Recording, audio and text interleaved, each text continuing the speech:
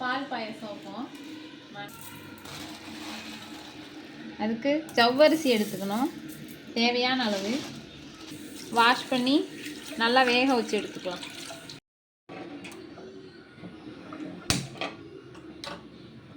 இதெல்லாம் வேக வச்சு எடுத்துக்குவோம். ஜவ்வரிசி வேகட்டும். சேமியா கொஞ்சம் கொஞ்சமாக சின்ன சின்னதாக உடச்சி நம்ம பாயசத்துக்கு தேவையான அளவு எடுத்துக்கோங்க. எடுத்து வறுக்கணும்.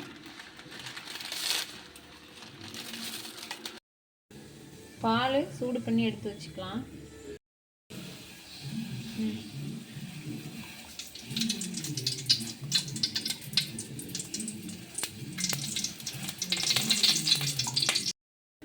இப்போ இதை வறுத்து எடுத்துக்கலாங்க. சேமியாவை வறுத்து எடுத்துக்குவோம். பொன்னிறமாக வறுத்து எடுத்துக்குவோம்.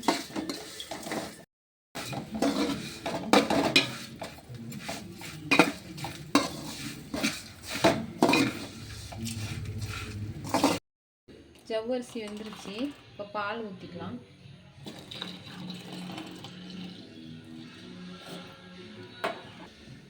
இப்போ சேமியா வறுத்து வச்சுருக்கோம், அதை போட்டுருவோம்.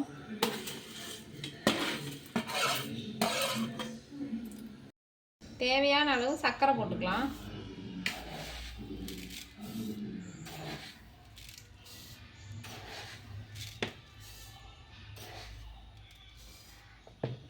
இப்போ நல்லா கிளறி விட்டுருவோம். சர்க்கரை கரையிட்டும்.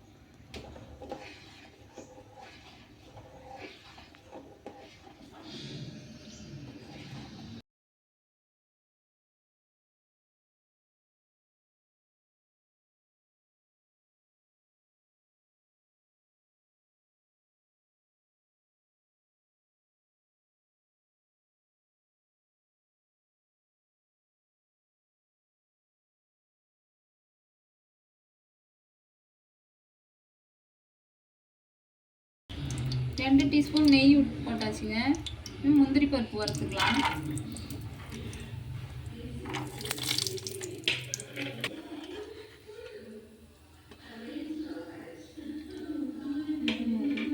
கருப்பு திராட்சை இதோட போட்டு வறுத்துக்குவோம்.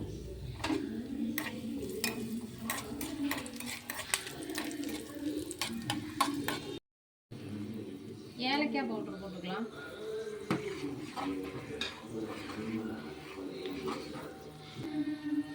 ரோஸ் கலர் ஆகிறதுக்கு பீட்ரூட்டு அரைச்சி அதோட சாறு எடுத்து வச்சிருக்கிறேன்.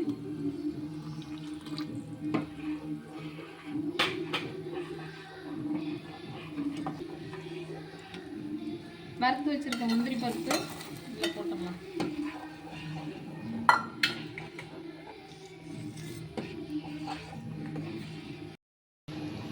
இது நல்லா 3 நிமிஷம் கொதிக்கட்டுங்க.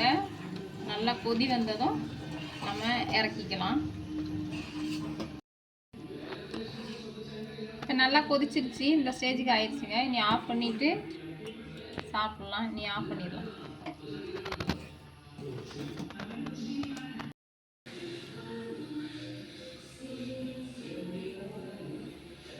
டேஸ்ட்டாக இருக்குங்க. உண்மையாலுமே டேஸ்ட்டாக இருக்குது. ட்ரை பண்ணி பாருங்கள். கமெண்ட் பண்ணுங்கள். ஒரு லைக் போட்டு விடுங்க.